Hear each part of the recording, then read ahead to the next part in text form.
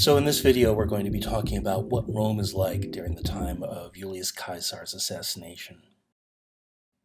One of the things that's important to remember is that by the time we get to Caesar's dominion of Rome, the city of Rome and everything about it has been in turmoil for a very long time. If we take this from the shocking turning point of the Automates abandoning all reason and killing the Gracchus brothers in 133 and 122.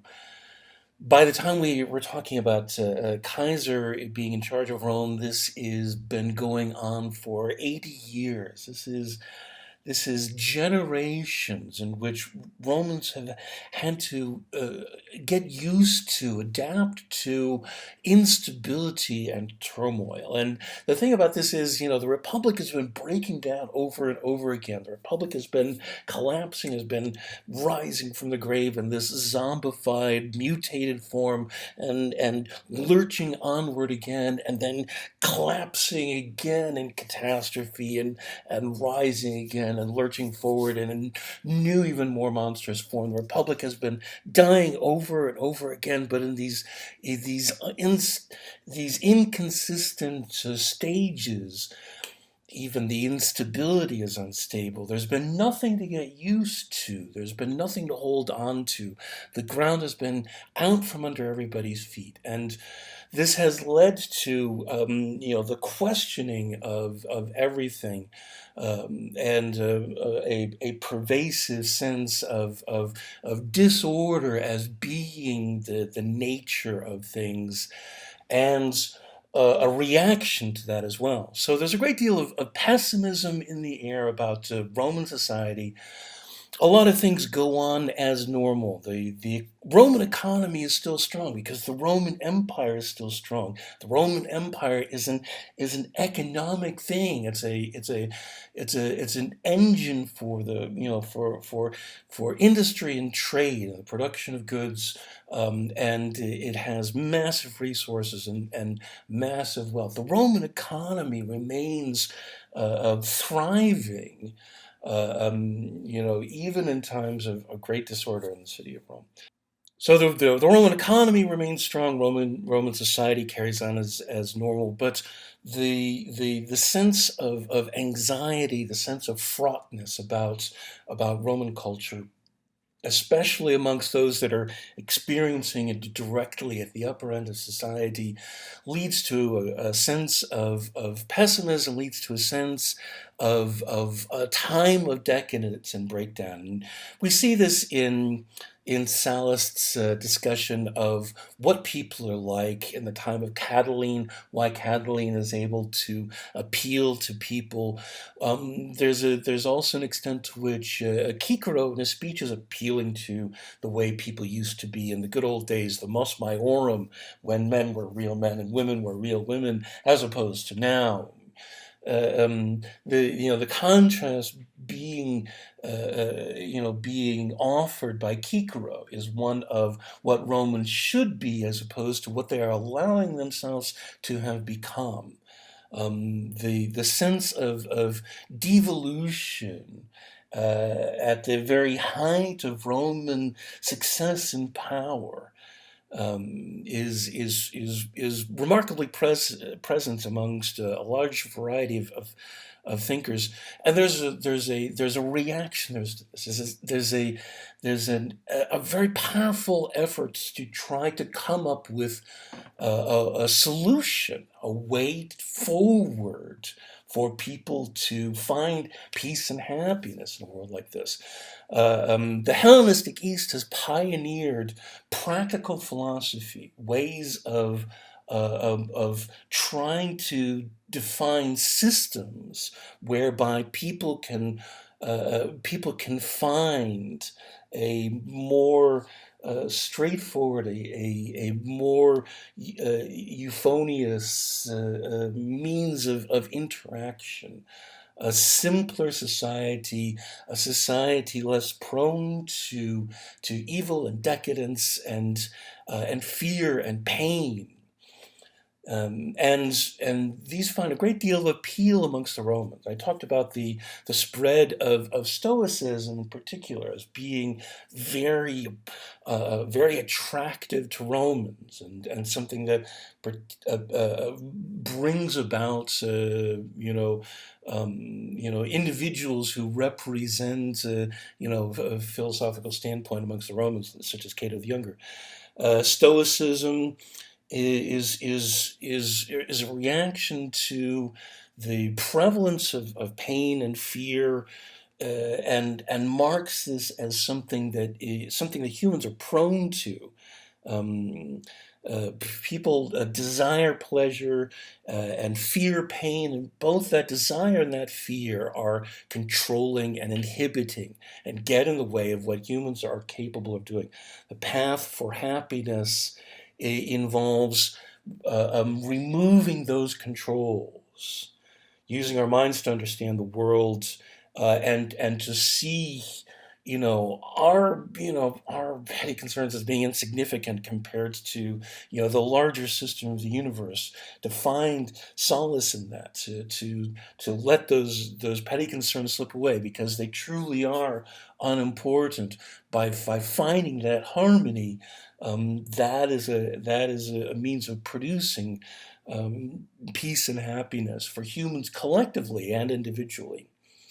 Epicureanism also is concerned about freedom from fear, and absence of pain. And Epicureanism is going straight for, okay, how do we create pleasure? Not by hedonism, which is indulgence in things that create pleasure. Quite the contrary. Pleasure is accomplished through moderation and knowledge, and creating limits for one's desires. By this means, you can become more attuned to what it is that you are capable of doing, and craft your own happiness by acclimating it to what it is that provides, what it is that provides peace and moderation. And again, this is geared toward both the individual and the community. Individuals doing this collectively creates a community that is more at peace and in harmony. So, in a way, even though Stoicism and Epicurean have very different approaches, they are concerned with the same kind of ideas. The Peripatetics are looking to Aristotle in particular, who's sort of the founder of this kind of practical philosophy. Practical philosophy, another name for this is science, the use of reason in order to create new knowledge. Essentially, this idea is to build a stronger and a more adapted humanity by increasing knowledge, by evaluating the questions of the universe through reason and induction until you get to the ultimate grounds of things. This has its roots in Socrates. Socrates seeking the ultimate laws of the universe.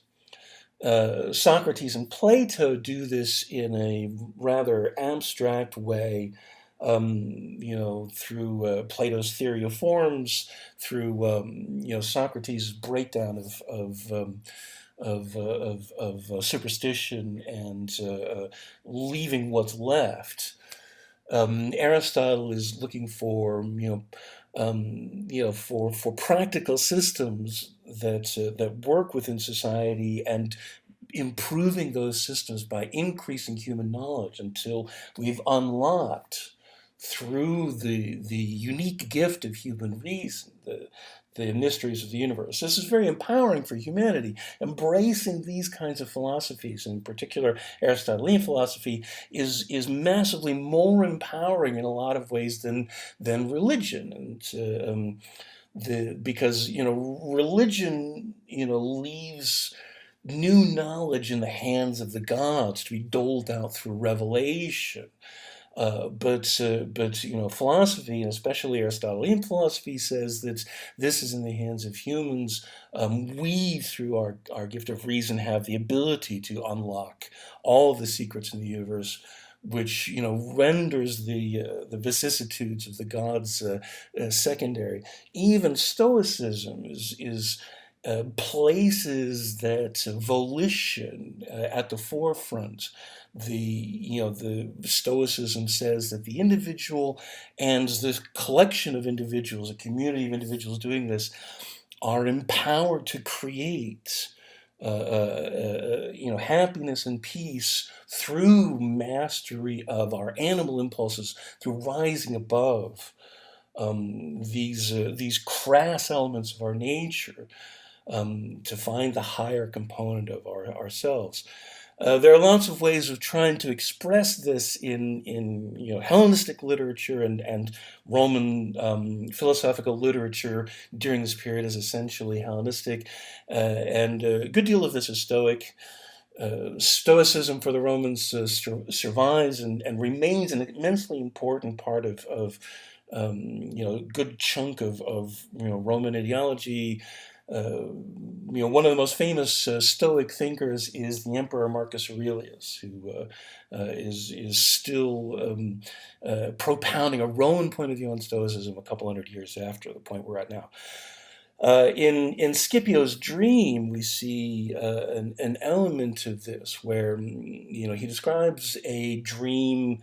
Cicero describes a dream in which Scipio Aemilianus, the hero of the Third Punic War, is visited by his adoptive grandfather, Scipio Africanus, the hero of the Second Punic War, and together they talk about the things that they've been concerned with, and Scipio Africanus, being dead, is able to show his adoptive descendants the nature of the universe, and how essentially Rome's concerns, not just Scipio's concerns, but Rome's concerns are insignificant part of the earth compared to the massiveness of the stars. And he talks about the galaxy as studied by the Greeks.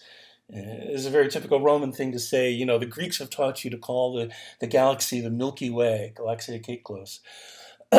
And then they go on he goes on to describe how the universe is made up of the universe is made up of 9 celestial spheres, and these spheres, which relate to the movements of the celestial objects, the planets, and so forth, have resonance with each other that produces a music. The system of the universe is harmony, which produces something out of the interaction of all these different things.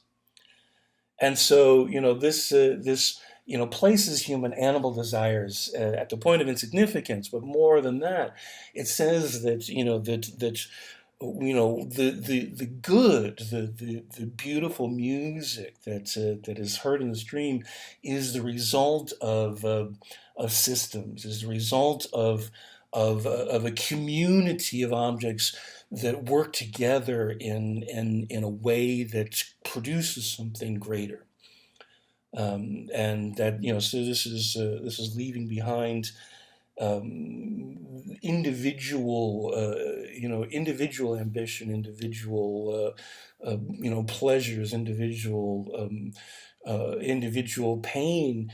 All of these things are secondary. So Scipio's dream is abstruse and weird, but it's an example of how the Romans are thinking about the disastrous world in which they're living, and how it is that humans can rise above that. In the midst of all of this, we have the build-up to the assassination of Julius Caesar. We have Julius Caesar as dictator for the years leading up to 44. He crosses the Rubicon in 49, and then he has these successive dictatorships.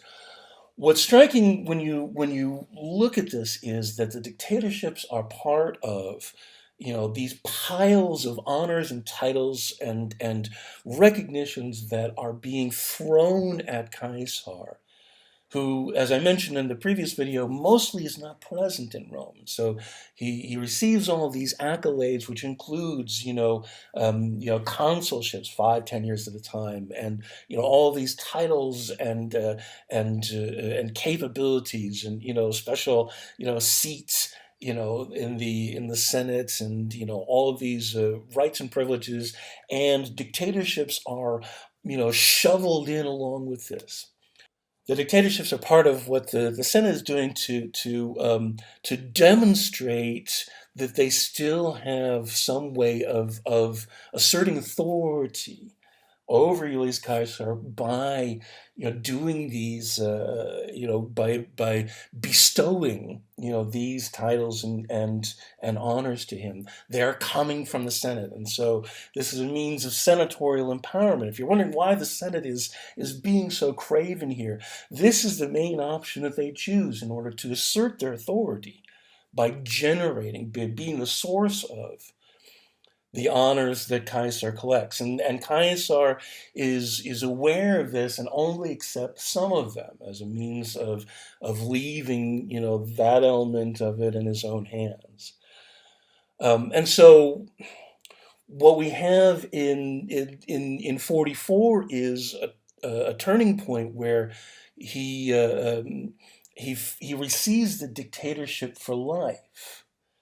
And this is something that he sort of engineers that is granted to him by the Senate as part of yet another pile of honors.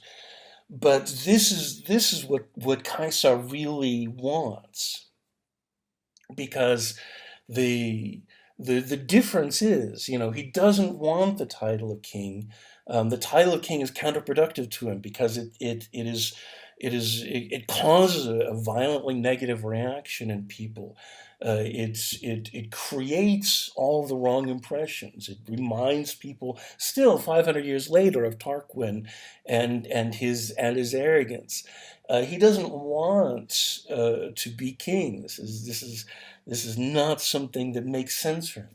He doesn't want the consulship because the consulship is bound to all of the restrictions of the consulship and has been for the whole time of the Republic. There are only certain kinds of things that a consul can do.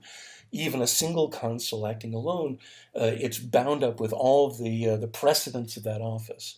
The dictatorship coming from the Senate is also something that that is not what works for him. And so the Senate is like, okay, you can have a dictatorship for 1 year. Okay, now we're giving it to you for 5 years. It's still coming from the Senate. And so when it becomes perpetual dictatorship, self-renewing dictatorship, then he's no longer dependent upon the Senate, and finally can see himself as being free and independent to exert his authority. This is the difference from Caesar's point of view. We have a number of sources that talk about the months leading up to Caesar's assassination. He's in Rome for about 5 months, leading up to the Ides of March, and there's a series of incidents that are described in all of these sources that depict a sort of step-by-step devolution towards some new state which is interrupted by the assassination.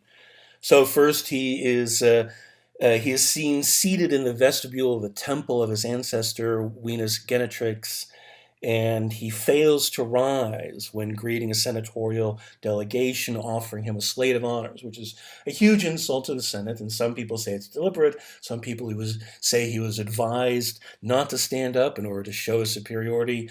Kaiser himself said later that he was ill and was suffering a problem with the bowels and was not able to stand up for that reason, which would have been a typically jokey thing for Kaiser to say, but it might also have been true.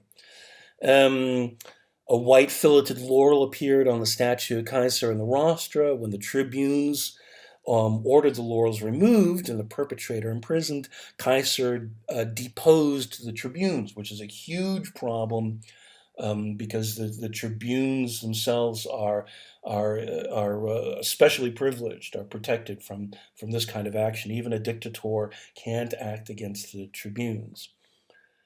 Um, a man walks up to Caesar in the street and addresses him as king, as Rex, and Caesar is heard to proclaim, "I am no king, I am Caesar." Caesar is offered the royal diadem at a very famous moment in the Festival of Lupercalia.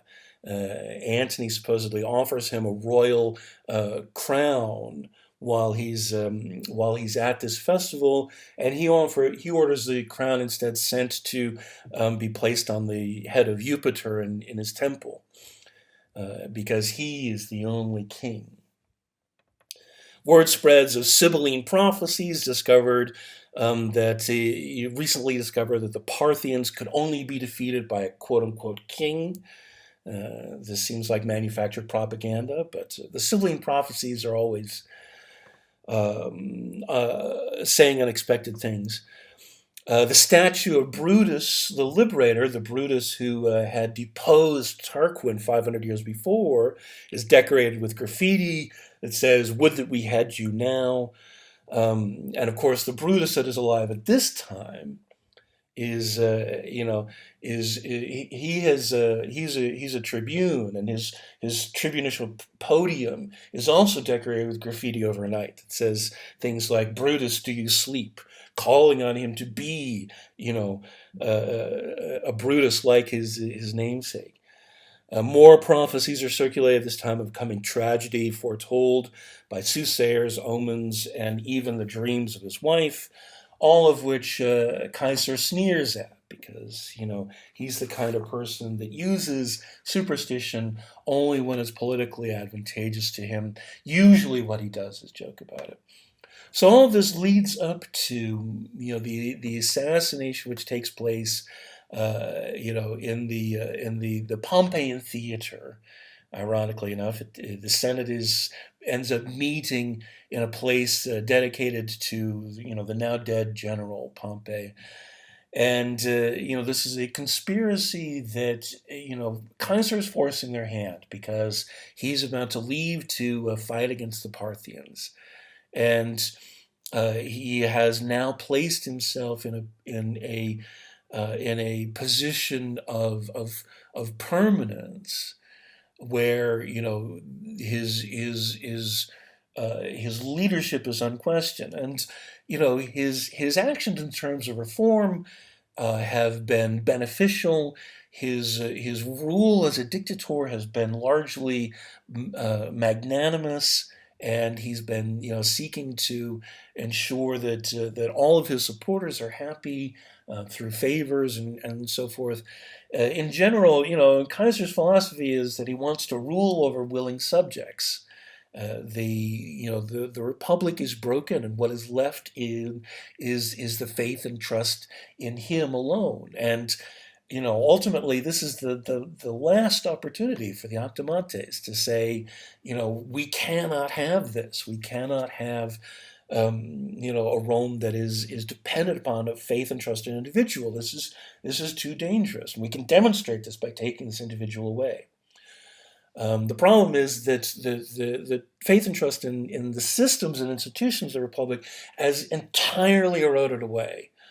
So that even without Caesar, there is no reversion to the way that things used to be. The conflict, the struggle for the Roman soul between two very different visions of what it means to be Roman, of two very different ideas of what Rome should be trying to become, and what Romans should be trying to become.